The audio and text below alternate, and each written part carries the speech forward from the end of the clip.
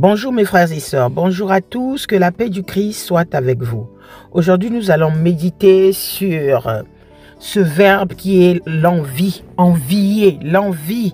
Nous allons lire le livre de Michée, chapitre 2, versets 1 à 2, qui nous dit « Malheur à ceux qui méditent l'iniquité et qui forgent le mal sur leur couche au point du jour et ils l'exécutent quand ils ont le pouvoir en main.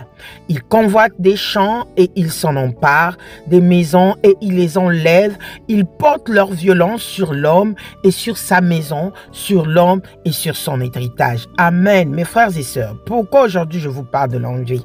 C'est effectivement pour cette raison que l'envie est destructive pour l'homme.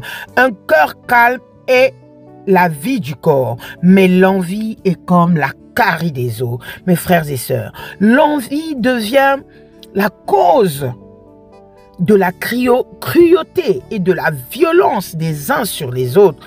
L'envieux essaye de se procurer ce qui ne l'appartient pas. Et c'est ce que nous avons lu dans le livre de Michée. Oui, mes frères et sœurs, que dit la Bible sur l'envie? Selon le théologien Jean Cassien, l'envie est le péché le plus difficile à soigner.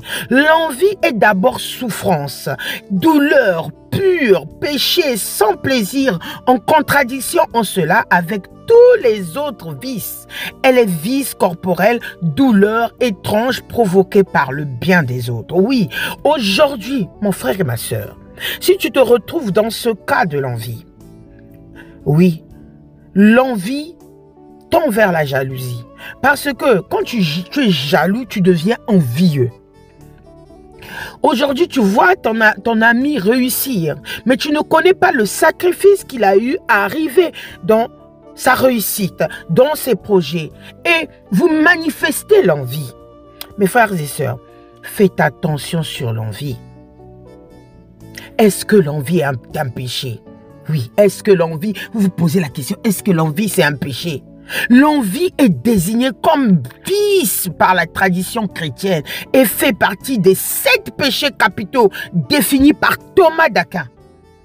Nous devons le savoir, il fait partie des 7 péchés capitaux. Dans ce cadre, elle désigne plus particulièrement la convoitise ou émotion éprouvée par celui qui désire intensément posséder les biens d'autrui. Mes frères et sœurs, l'envie pousse des gens. Tu vois l'autre est en train de prospérer. Tu vois l'autre est en train de réussir sur ses affaires. Mais toi, tu complotes la destruction. Quelqu'un qui est envieux, il cherche à détruire. Il cherche à trouver même un moyen pour que les gens s'éloignent de toi. Il cherche à te séparer des personnes à qui tu es bien, que tu es rempli, que vous étiez en train de faire le partage, mes frères et sœurs.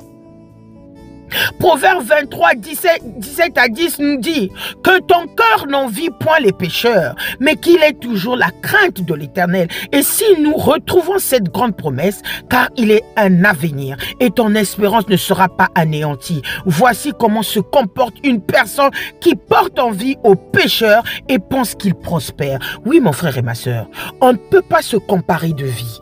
Dieu a tracé nos destins de la manière dont nous avançons. Aujourd'hui, le Seigneur permet certaines choses dans notre vie. Nous devons l'accepter pour pouvoir prospérer. Aujourd'hui, tu ne peux pas être président si Dieu n'a pas mis sur ton destin la présidentielle. Aujourd'hui, tu ne peux pas être un grand infirmier si Dieu n'a pas mis sur ton destin la formation sanitaire, la formation d'une infirmière. Oui, mon frère et ma sœur. Aujourd'hui, tu ne peux pas envier quelqu'un que tu dois dire stable. Personne n'est stable sur terre parce que nous avons des combats. Aujourd'hui, tu peux aussi réussir, mais vous ne savez pas ce que la personne vit. Il y a des fois le Seigneur, c'est lui-même qui a endurci le cœur de Pharaon. Il a dit à Moïse, je vais endurcir son cœur. Il y a des fois sur ton destin, Dieu va endurcir les cœurs de gens. Dieu va mettre des chemins pour que toi tu puisses prospérer, pour que tu puisses avancer. Mais n'envie pas l'autre. Quel est le but de l'envie, mon frère, ma soeur? Aujourd'hui, le but de l'envie, là, ce péché-là, pourrait alors te servir de levier pour atteindre le but de Satan. Autrement dit, c'est ce que l'on fait avec notre envie qui déterminera si l'on souffrira davantage et si l'on deviendra plus sage. Mon frère et ma soeur, si tu as cet esprit d'envie, si tu as le péché d'envie, éloigne-toi de cela. Demande pardon et répands-toi, car on dit le salaire du péché, c'est la mort. Oui, l'envie vient également à la base du manque de croyance et tout-puissant, qu'il se soucie profondément de vous et qu'il a des projets merveilleux pour votre vie. Ou soyez envieux de ceux qui font le mal, car l'herbe, ils se faneront bientôt, comme les plantes vertes, ils mourront bientôt. Pour terminer, mes frères et sœurs, retenons une seule chose. Éloignons-nous de ce démon de l'envie. Le démon de l'envie est conduit par Léviathan. Léviathan est le démon de l'envie. L'envie est un poison incurable à l'humanité, à ton être, à toi, qui est du péché dont Léviathan est le représentant.